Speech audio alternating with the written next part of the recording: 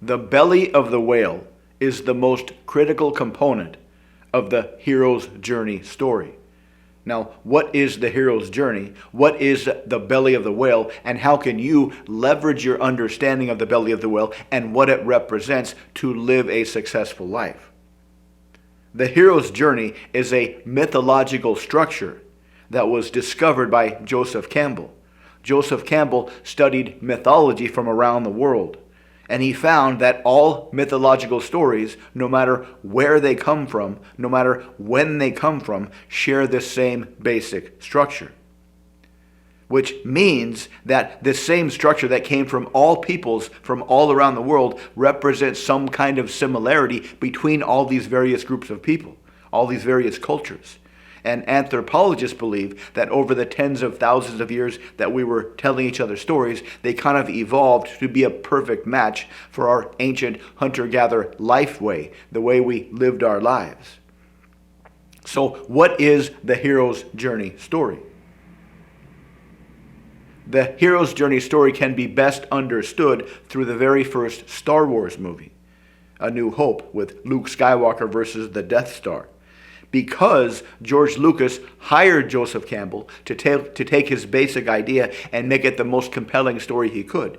He wanted to make it a modern myth, a modern mythology, which is probably why it was so successful, because it was so resonating with the moviegoers on such a deep, instinctive level.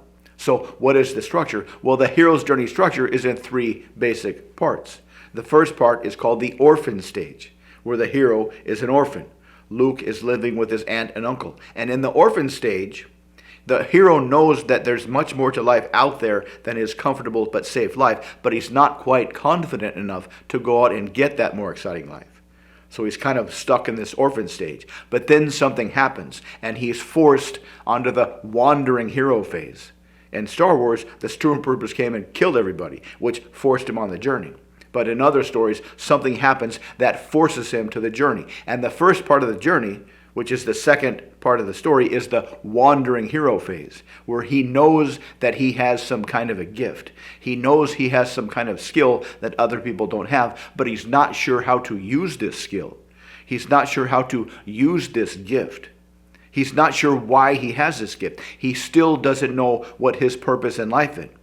So he stumbles along for a while, practicing new skills. He maybe uses some new tools. But then something happens after he's built up a few set of skills when he realizes what his purpose is. There's some monster out there that he needs to face, some demon that he needs to face. And this becomes his purpose. And this is what he needs to use all his skills for. He's got a life for himself. He's got friends, and these are worth fighting for. These people, these new friends, are worth dying for. And he realizes that his purpose of facing this demon, of successfully defeating this monster, is more important than life itself. That's the warrior phase. That's when everybody knows there's a fight coming. But critical to this transition is a part of the story called the belly of the whale, named after Jonah, who literally went into the belly of a whale for 3 days. And this part of the story is when the hero is forced into some kind of physically enclosed space that he's trapped inside of, and he can't get out, and he has to struggle to get out. Now, this represents metaphorically the idea that until the hero goes out into the world to confront the outer obstacles, the outer demons, he has to go inside and face his inner demons, which is just as true of people today. We all have inner demons. We all have outer obstacles. Unless we confront and overcome our inner demons, the outer obstacles will seem incredibly difficult, incredibly scary, too big to surmount. But once we overcome our inner demons, and we confront and resolve our inner demons, those outer things will still need to be dealt with. They'll still be difficult, but they won't be terrifying. They'll be much more mechanical.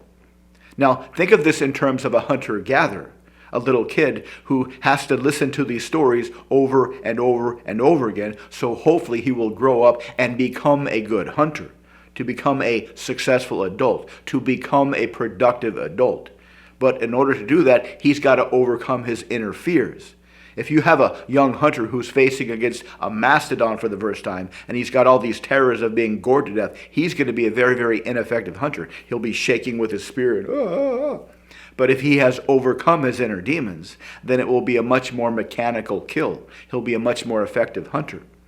So the question is, dear viewer, how do you overcome your inner demons so you can go out into the world and be much more successful?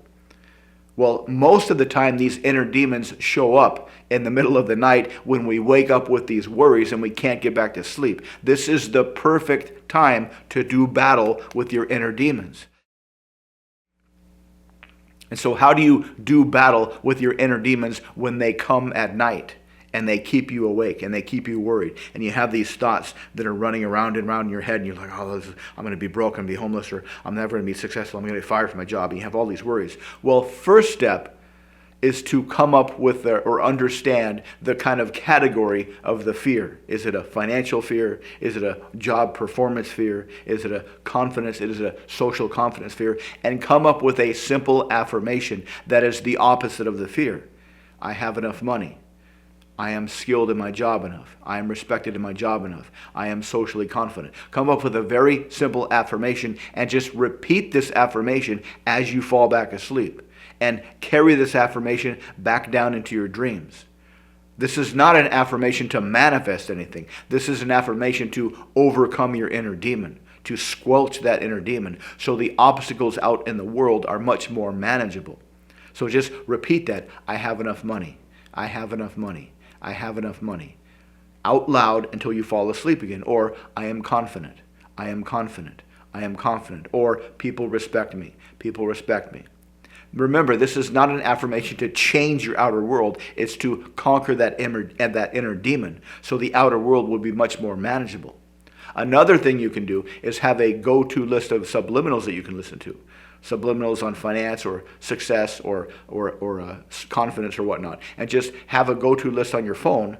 So when you wake up and you have those fears at night, when you wake up and you can't go back to sleep and you have those worries, just slip on a pair of headphones. Come up with a very strong visualization and just lull yourself back to sleep. Another thing you can do is actually watch some movies, read some books, find some role models that are heroes that you can use yourself to model after. Find heroes that go through their own belly of the whale experience. One of my favorites is from Lord of the Rings, where Gandalf the Grey turned into Gandalf the White. That was a classic belly of the whale experience, where he faced off the inner demon, and he stood there and he said, "You shall not pass." You can scream that to your demons when you wake up in the middle of the night. Imagine that you're him. Imagine that you're Gandalf the Grey, and you're standing there with your staff, and you're screaming at your demons, "You shall not pass." And do that until you fall back asleep. Just find your own role model to emulate when you wake up in the middle of the night and you have those fears that keep you awake. So these three techniques, those affirmations or a subliminal or find a role model from fiction to help you overcome your inner demons, do this regularly. See this as a necessary, consistent skill to always battle against your inner demons, and the stuff you need to do out in the world will be much easier. You'll be much more successful. You'll become much more confident. You'll become much more seductive. You'll become a much better public speaker. And so long as you realize this is a necessary part of life, just like it was for ancient humans to battle against these inner demons, with the tools that you have now, you will become more successful. So try it out, see what happens. Let me know if you have any questions in the comments. Thank you very much for watching. If you'd like to learn more about how to improve your success, check out the links below. Thanks again. Please like and comment, and I'll see you next time.